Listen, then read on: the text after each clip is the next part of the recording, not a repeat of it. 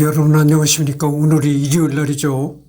2026년 5월 17일 오전 9시 3분을 지나가고 있습니다. 전번 시간이 이어가지고 여기서부터 할 차례죠. 슈베르트는 내성적이고 착한 성격과 동시에 우울함과 절망으로 인한 히스테리도 함께 지닌 다소 모순된 성격의 인물이었다. 당대의 주위 사람들이 보기에는 외모가 못생긴 축이었고 고수머리의 숏다리에다가 156cm의 단신이라 여자들에게도 별로 인기가 없었다고 한다. 하지만 내성적인 성격임에도 인격도 훌륭하고 사람이 좋고 착해서 친한 친구는 많았으며 대부분의 친구들은 슈베르트가 무명인 것을 안타까워하며 그를 위해 여러 가지 도움을 많이 주었다. 그리고 슈베르트는 사석에서만큼은 상당한 달변가이자 색드립의 달인이었다는 설도 있다. 하지만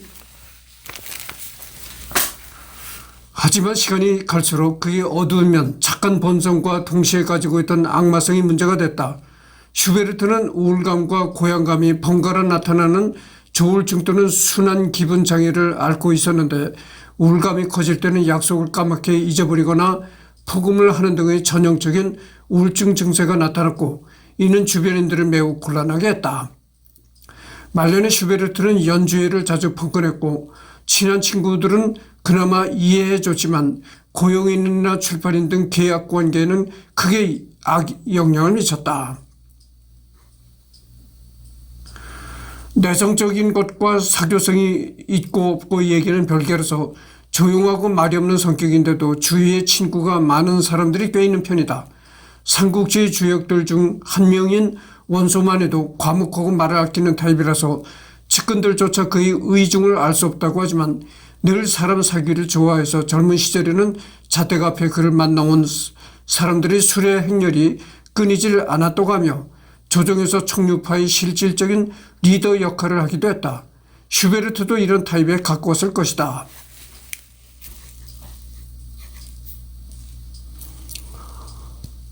이는 슈베르트의 매독 감염이 정설로 받아들여지는 이유인데 매독의 증상 중 하나인 광증이 그에게도 영향을 미쳐 조울증을 유발 또는 악화시켰을 확률이 높다. 매독. 그래서 이제 여러 가지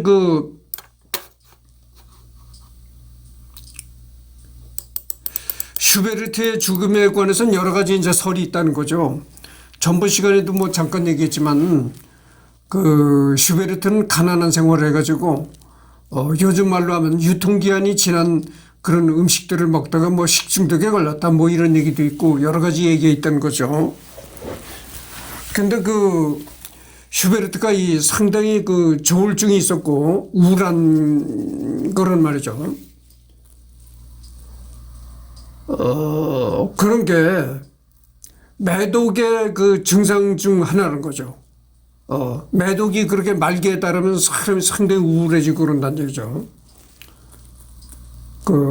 그래서 광증이라는 게 뭐냐면 이게 한문으로 얘기하는 미칠광자입니다. 그러니까 조울증, 약간 정신이 좀 이상한 그런 미친 상태가 된다는 거죠.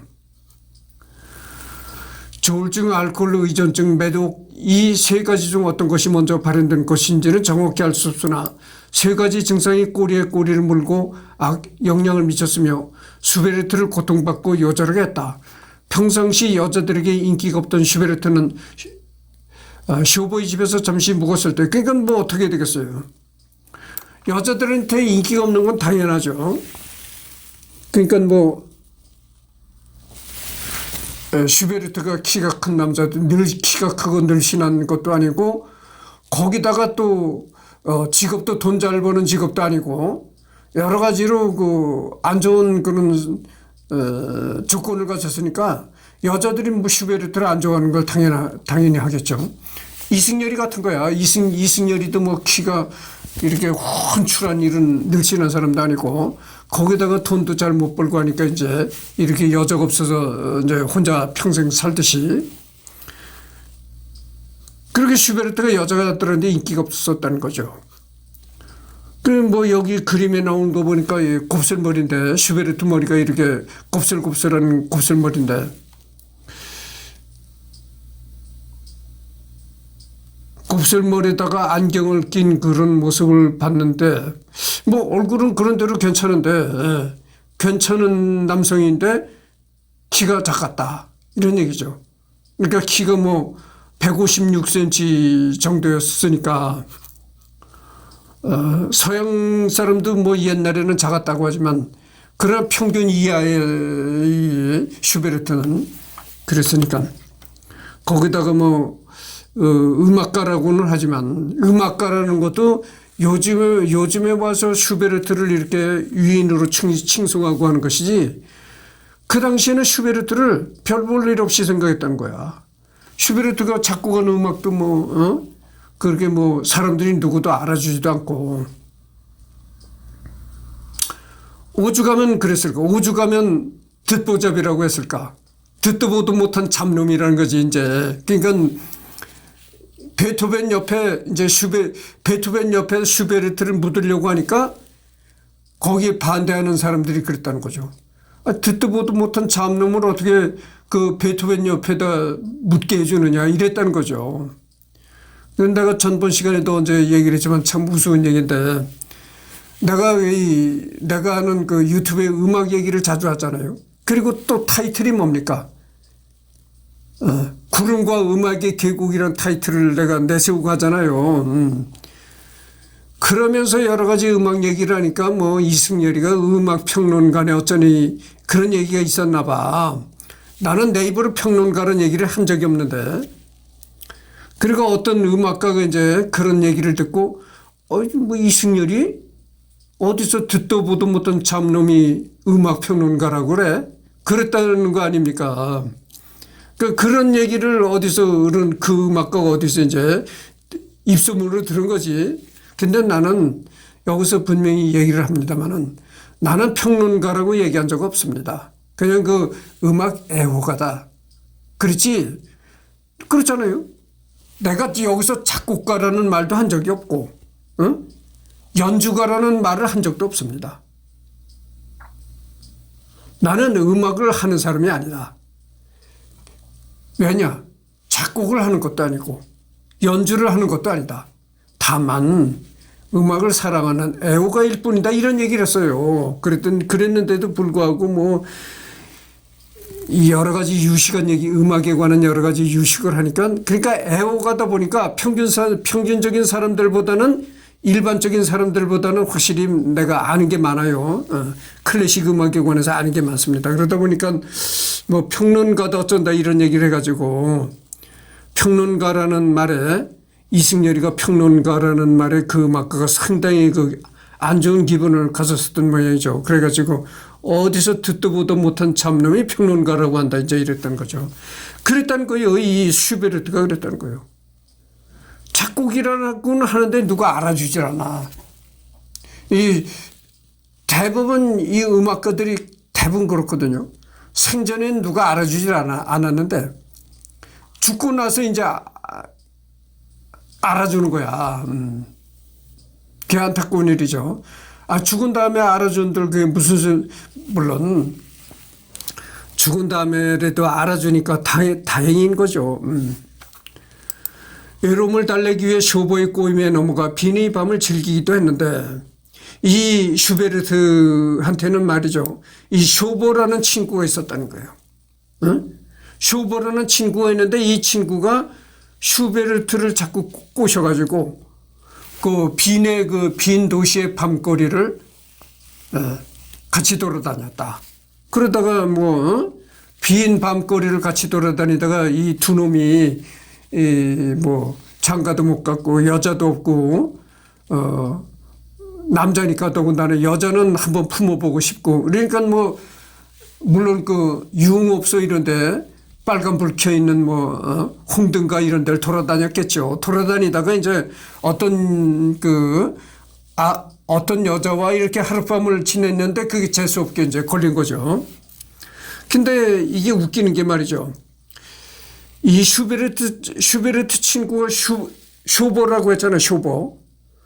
이 쇼보가 슈베르트를 이제 꼬셔가지고 그렇게 빈 도시의 밤거리를 이제 돌아다니면서 여자 맛도 보게 하고 이제 이랬다는 거죠. 근데 그렇게 슈베르트를 꼬셔가지고 돌아다닌 쇼버는 매독에 안 걸렸다는 거예요. 그래서 이 쇼버는 여기도 나오잖아요. 슈버라는 친구는 84살까지 살았다는 겁니다. 이게 1700년대에 1700년대에 84살까지 살았으면요. 지금으로 말을 한다면은 한 104살까지 살았다고 봐야 되는 겁니다. 그러니까 이게 참 세상이라는 게 이게 참 공평하지 못한 게 슈베르트를 꼬셔서 데리고 나간 사람은 이제 쇼버라는 친구인데, 그러니까 이 쇼버라는 친구는 슈베르트가 매독에 걸려서 죽게 만든 장본인은 아니지만, 물론 장본인은 아니지만 간접적인 원인을 제공한 사람이었다, 이렇게 볼 수가 있는 거예요. 그렇게 슈베르트를 죽음으로 몰고 가게 한 간접적인 원인을 제공했던 쇼버는 지금으로 말하면 104살까지 장수했는데, 슈베르트는 31살에 매독에 걸려 대각 죽었다. 참 세상이 이렇게 불공평한 거예요. 이때가 유력한 매독 감염 시기로 여겨진다. 우습게도 쇼버는 유흥업소에 자주 들렀으면서도 슈베르트와는 차원이 다른 84살의 긴 인생을 살다 갔다. 특히 그는 흙수저였던 슈베르트와 달리 집안도 상당히 부유했으며 낮에 친구들을 만날 때면 항상 여자를 옆에 끼고 있었는데 매달마다 여자가 바뀌었다고 한다. 이 쇼버라는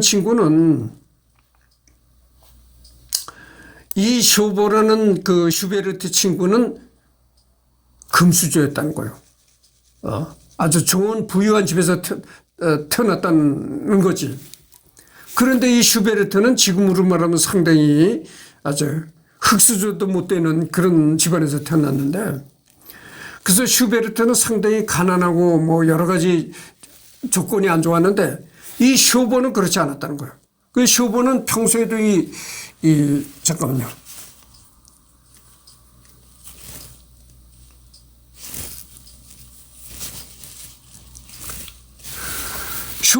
쇼버는 평소에도 좋은 환경에서 태어났으니까 돈이 많아가지고 항상 여자가 바뀌었다는 거예요. 그러니까 애인이 수시로 바뀌었다는 거지, 이제. 그만큼 쇼버는 바람을 많이 피우는 바람둥이였다, 이런 얘기입니다. 그는 흙수저였던 슈베르트와는 달리 집안도 상당히 부유했으며 낮에 친구들을 만날 때면 항상 여자를 옆에 끼고 있었는데 매달마다 여자가 바뀌었다고 한다.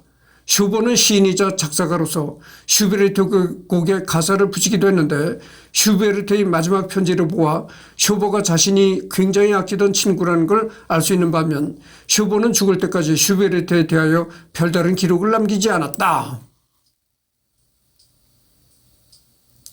그러니까 이걸 읽어보면 슈베르트와 쇼버와의 그 관계가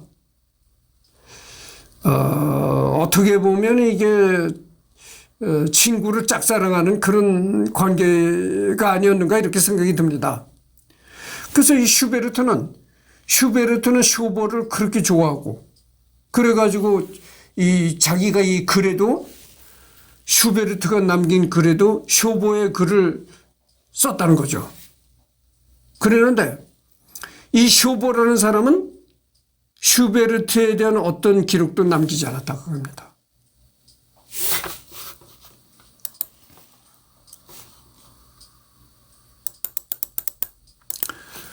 그러니까 슈베르트와 쇼버와의 관계는 말이죠.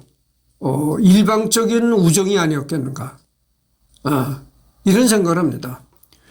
슈베르트는 돈을 벌어도 다른 가난한 예술가 후배나 친구들에게 아낌없이 식사를 같이 나누기도 하고 생활비를 도와줬다고 한다.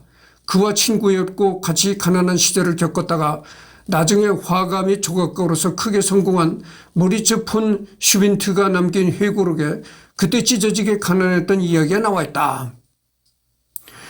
이 모리츠 폰 슈빈트는 나중에는 미넨 아카데미 조각과 교수를 역임하고 유럽 유명 성당을 비롯하여 영국, 프로이센 등 유럽 각지 왕실에게도 조각이나 그림을 주문받을 정도로 이름이 알렸다.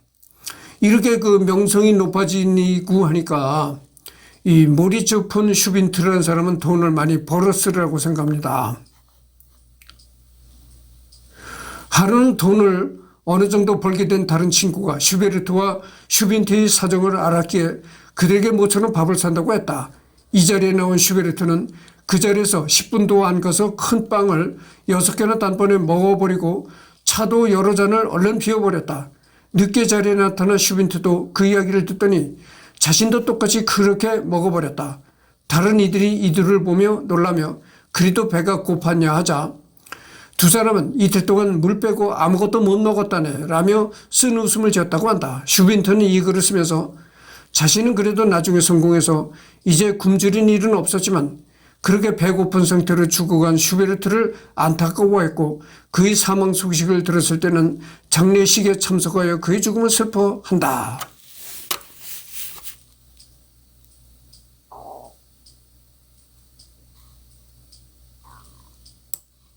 어느 날 슈베르트와 또 슈베르트의 슈베르트한테 그 슈빈트라는 친구가 있었는데 이름이 좀 비슷합니다. 그 두 사람한테 밥을 사줄 테니까 나와라. 그렇게 약속을 했답니다. 아니 그렇게 약속을 해서 갔는데 뭐 온 거 보니까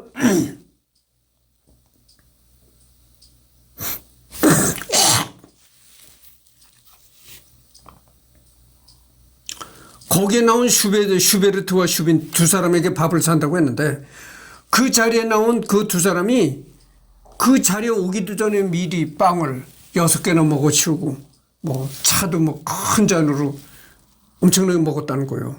그게 왜 그러냐. 그때 조금 참고 내가 사는 밥을 먹지 왜 그 시간을 못 참아가지고 그렇게 미리 빵을 그렇게 엄청나게 먹었느냐 이렇게 물어보니까 우리가 뭐라고 하냐면은 이틀 동안 물만 먹었다.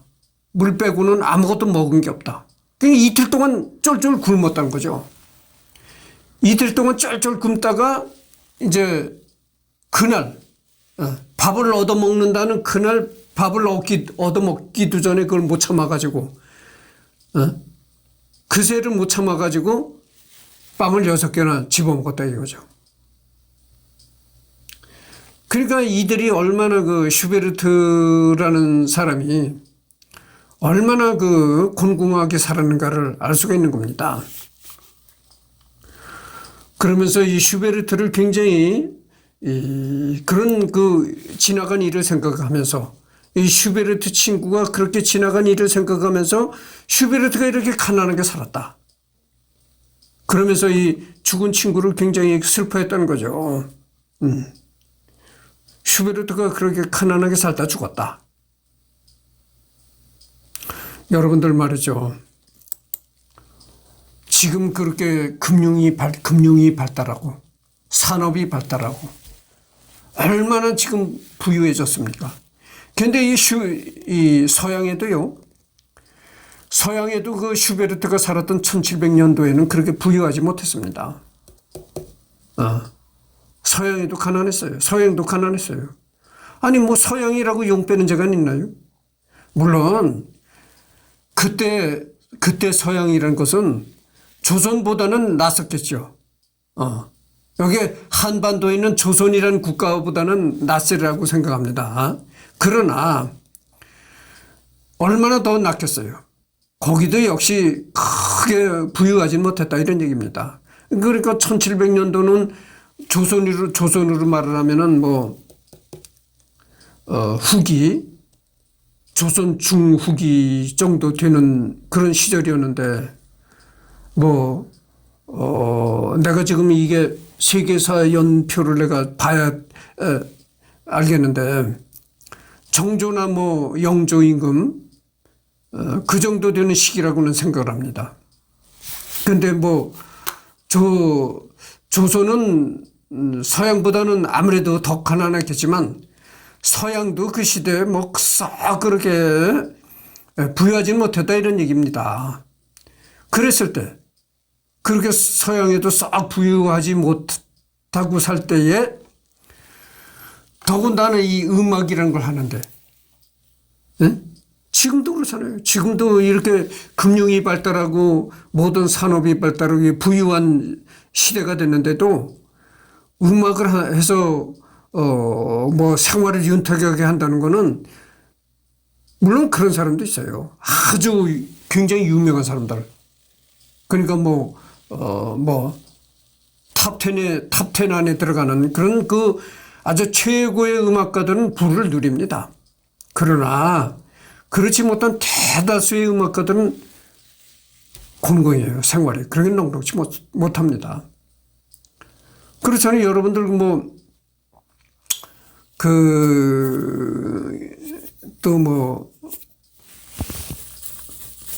대중음악 얘기가 나오는데 대중음악 노래를 불러가지고 히트를 친다. 요즘에 장윤정 이런 도성환 부인 장윤정 이런 사람들 같이 이렇게 인기를 누린다면 돈을 많이 법니다. 장윤정, 서른도, 태재나 이런 사람들 얼마나 돈을 많이 벌었겠어요. 그 대중음악을 하는 사람들은요, 인기를 끌었다 하면 하루 저녁에도 아파트 몇 채씩 사는 건 일도 안 해요. 장난도 안 했다고요. 그렇게 돈을 갈퀴로 긁고 먹는 거예요. 그런데 이 클래식 하는 사람들은 그렇게 대중음악 하는 사람들처럼 그렇게 많은 돈을 벌지 못합니다. 물론 클래식 하는 사람도 우리나라 최고의 성악가라든지 이런 사람은 부유하게 살아요. 그러니까 클래식 하는 사람도 최고의 탑에 들어간다는 사람은 부유하게 삽니다. 그런데 대부분은 대중음악 하는 사람들처럼 그렇게 부유하지 못하다 이런 얘기죠. 이 대부분 클래식 하는 사람들이 나가는 경로가 오케스트라 단원으로 취직이 돼야 되는데 그것도 바늘구멍 뚫고 들어가는 기잖아요. 그것도 마음대로 안 되는 거고. 그렇지 않으면 어디 중고등학교 교사, 음악교사 그것도 되게 힘든 거예요. 아무나 되는 것도 아닙니다. 정말 재수가 좋으면 음대 교수를 해야 되는데 음대 교수는 또 아무나 됩니까? 그러니까 그렇지 이것도 저것도 아니면은 굉장히 곤궁합니다. 생활이. 지금 22분을 경과했습니다.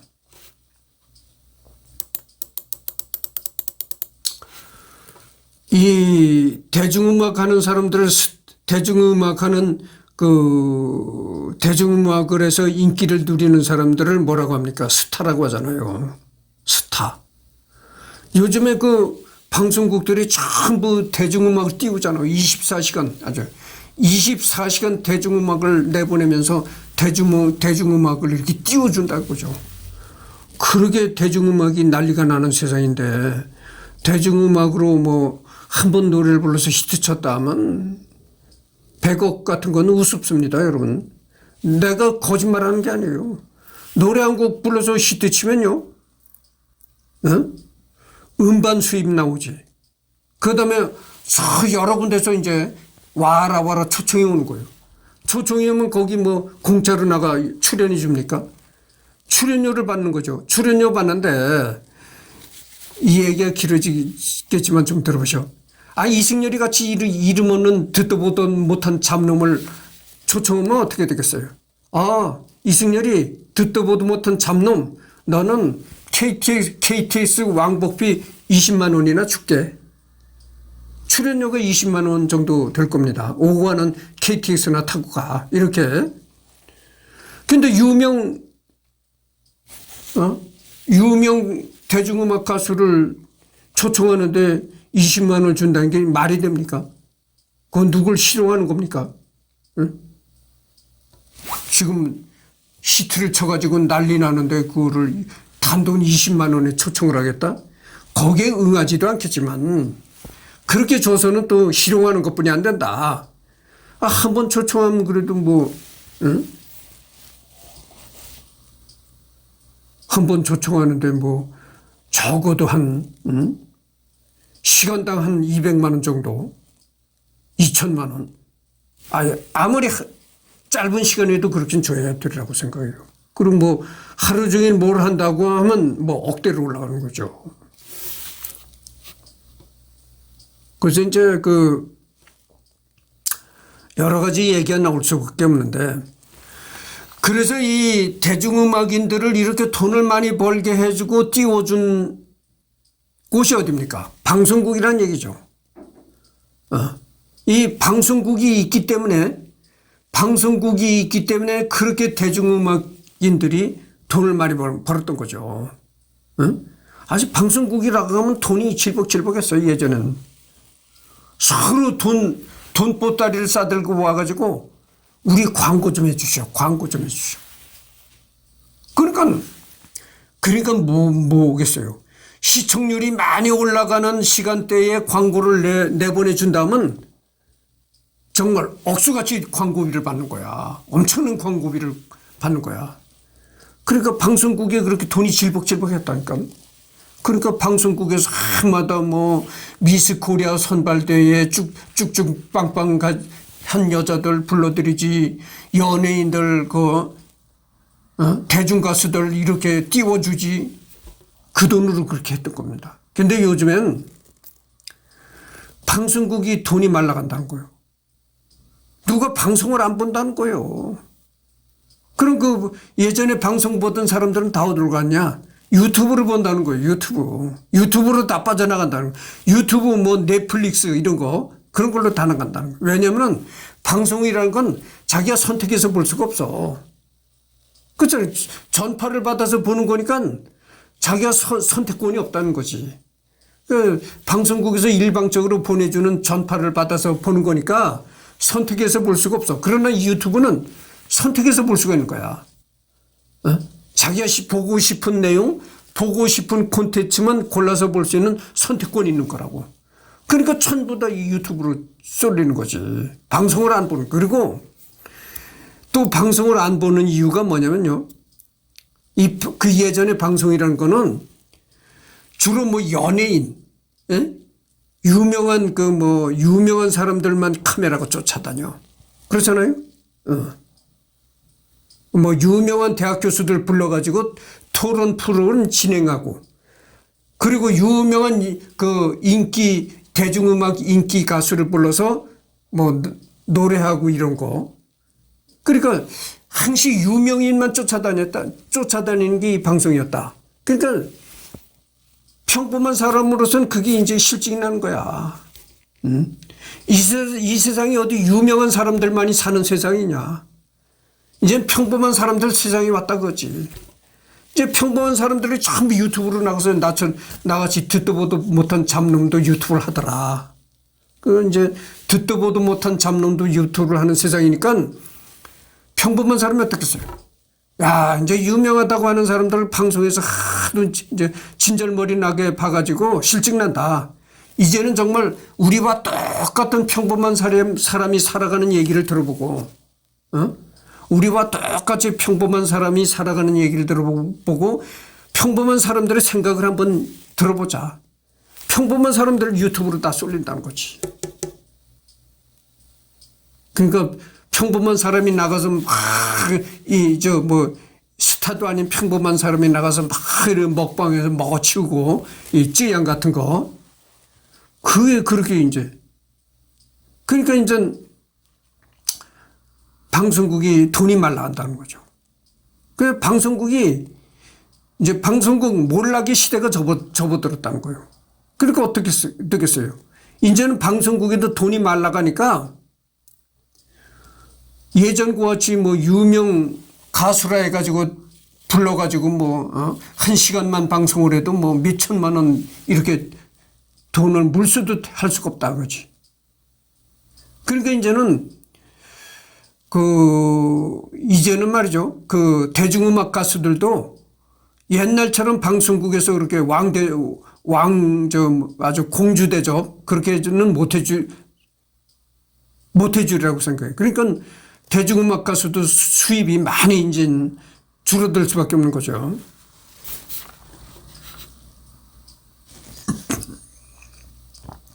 그렇잖아요, 여러분들. 대중음악 하는 가수들이 왜 그렇게 돈을 많이 법니까?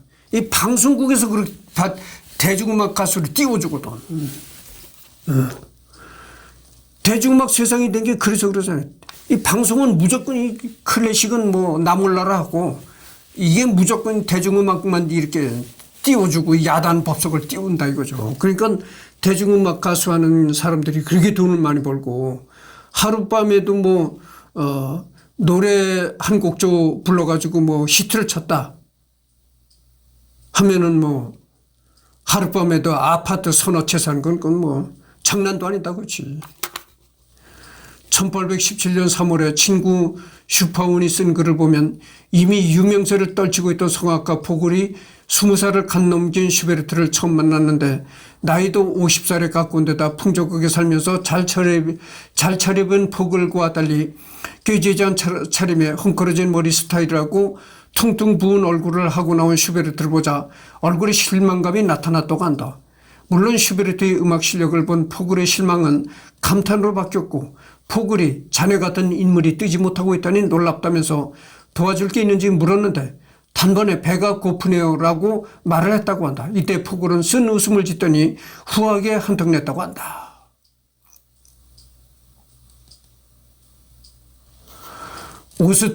오스트리아인임에도 불구하고 기타에 대해 남다른 애정이 있었는데 그가 남긴 오록 중 기타는 훌륭한 악기다. 그러나 그 훌륭함을 아는 사람은 드물다라는 말이 있는데 말이 있다. 참고로 슈베르트 곡 가곡 대부분을 기타로 작곡했는데 실은 피아노 살 돈이 없어서 기타로 작곡했다고 한다.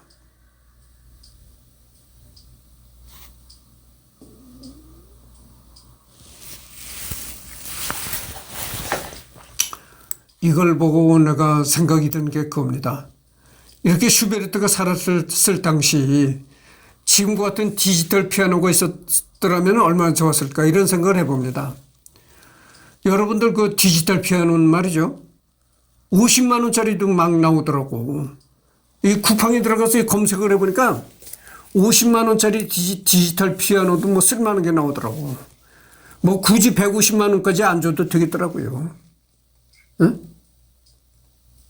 그래서 내가 이걸 보고 이 슈베르트가 살았을 시대에 요즘과 같은 디지털 피아노라는 게 있었더라면 하는 그런 생각이 들었습니다. 슈베르트가 생전에 제대로 인정을 받지 못한 것은 특유의 소심한 성격 탓도 있다. 슈베르트는 자신과 아주 가까운 곳에 살고 있던 평생의 스승 베토벤조차 그가 죽기 일주일 전에야 지인들 주선으로 처음이자 마지막으로 간신히 만났을 정도로 소심하고 낯을 가리는 성격이었다.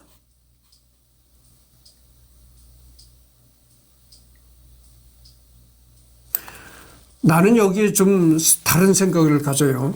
그게 뭐냐면은 슈베르트가 이렇게 소심한 성격을 가질 수밖에 없었다고 난 생각을 합니다. 원래 슈베르트가 원래 슈베르트가 어머니 뱃속에서 날 때부터 소심하고 내성적인 성격으로 태어난 것이 아니고 살면서 이렇게 소심하고 내성적인 성격으로 되었다고 난 봅니다. 왜냐면 말이죠. 왜냐면 사람이 배짱과 그게 어디서 나오겠어요? 응?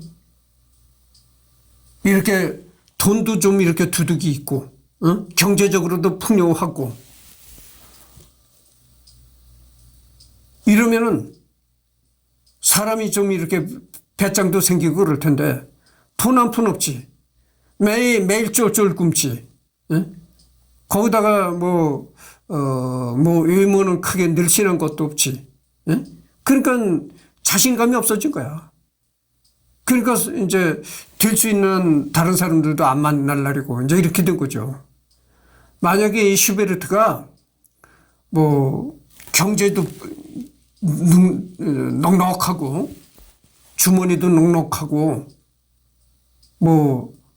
이랬더라면 이렇게 그 자신감이 없고 소심해지지는 않았으리라고 생각합니다. 아니 자신감이라는 게 어디서 나오겠어요? 우리 속담에 이런 얘기했잖아요. 소도 비빌 언덕이 있어야 한다. 응? 아니 소도 비빌 언덕이 있어야 한다는 거죠. 그런데 사람이 뒤에 재물이 넉넉하고 하면은 자신감이 생기는 겁니다. 근데 뭐 매일 쫄쫄 굶지 자신감이 없어지는 거예요. 소심해지는 거예요.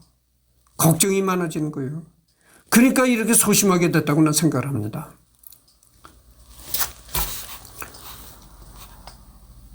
그렇잖아요. 경제적으로 주머니가 두둑하고 뒤에 받쳐주는 뭐 든든한 게 있으면은 자신감이 생기고 이런 거예요. 사람이라는 게.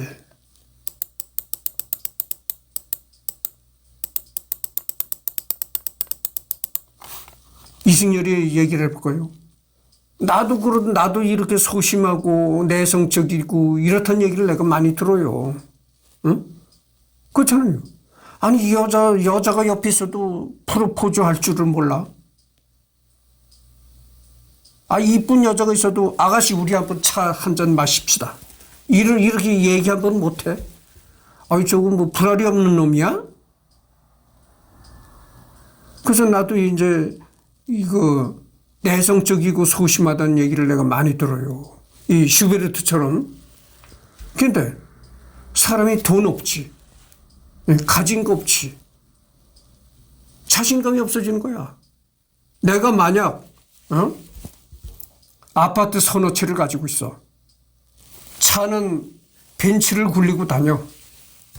월 수입 1억을 호가해. 그 정도 되면 어떻게 했겠어요? 옆에 탁 이쁜 여자가 오면 오늘 차 한잔 마십시다. 아가씨 뭐 직업이 뭐요? 미용실 다녀요? 내가 미용실 하나 차려줄게. 아가씨 직업이 뭐요? 내가 제과점 다녀요. 내가 제과점 하나 차려줄게. 그러면 자신감이 나오는 거야. 자신감이 뿜뿜. 그렇게 되면 그렇게 자신감이 넘치면 뭐 프로포즈도 막 하고 그러는 거야. 근데 주머니가 텅텅 비었는데 주머니가 텅텅 비고 200만 원 300만 원 벌어가지고 라면이나 끓여 처먹고 사는 놈이 이쁜 여자한테 프로포즈해? 말도 안 되는 거지. 그러니까 내가 하고 싶은 얘기는 그거예요. 사람이 타고날 때서부터 내성적이고 소심하게 태어난 그런 건 드물고 살다 보면 곤궁하고 이러니까 자신감이 없어지는 거야. 자신감이. 그런 자신감이 없어지니까 소심하게 되는 거고 내성적이 되는 거라니까. 생각을 해봐요, 여러분들. 내가 이렇게 키는 작지만 이승열이가 키는 작지만 키 큰 180 이상 되는 남자들을 다 경호원으로 데리고 다녀. 서너 명. 키가 180이 넘고 이런 그 건장한 남자들을 경호원으로 데리고 다니고 벤츠 몰고 다니고 이 정도 돼봐. 세상 무서울 게 어디 있겠는가. 자신감이 저절로 생기는 거야. 말이 저절로 트이는 거야. 그러면 그 이쁜 여자를 가만두겠어요? 내 걸로 만들어버리지. 자신감이 넘치잖아요. 그렇지만 슈베르트는 우리 속담에 소도 언덕이 있어야 비빈다고 했는데 믿을 데가 어디 있느냐 이거야. 믿을 데가. 오로지 혈혈단신 이 세상에 혼자 떨어져 가지고 돈 하나 없지. 그런데 그런 처지에 자신감이 어디서 나오겠어요? 말도 안 되는 소리지. 그래서 슈베르트가 내성적이고 소심한 성격이 되었다고 난 봅니다. 슈베르트 사후 그의 음악을 본격적으로 널리 알린 사람은 로베르트 슈만으로, 슈만은 우연히 슈베르트의 가곡 악보들을 보고 크게 놀라서 슈베르트의 작품들을 수집하고 널리 알렸다. 슈베르트는 사후에 뛰어난 음악가로서 재평가를 받게 된 데에는 슈만의 공이 매우 컸다. 여러분들 이 슈만 슈만. 슈만도 유명한 클래식 음악가다 이거죠. 그 슈만이 유명한 게 뭘 또 유명합니까? 클라라와의 사랑 이야기로 유명하잖아요. 이 슈만이 클라라와 이 사랑에 빠졌을 때 그 장인들 사람이 얼마나 결혼을 반대했나요? 죽사서서 반대했잖아요. 그런데도 그 엄청난 반대를 무릅쓰고 클라라를 자기 아내로 만드는 데 성공한 거죠. 그래가지고 그것을 이제 헌정이라는 작품도 그래서 만든 거죠. 아내한테 바치는 사랑의 뭐 작품이죠, 그게. 예전에 그 하수영의 그 대중음악 가수 하수영이라는 가수가 있어요. 그 사람이 이제 일찍 세상을 떠났는데 그 하수영이라는 가수가 부른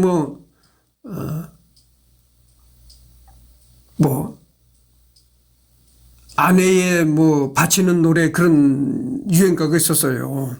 그렇듯이 그 슈만이라는 사람이 이제 헌정이라는 걸 작곡해가지고 아내한테 바쳤다 이런 얘기죠.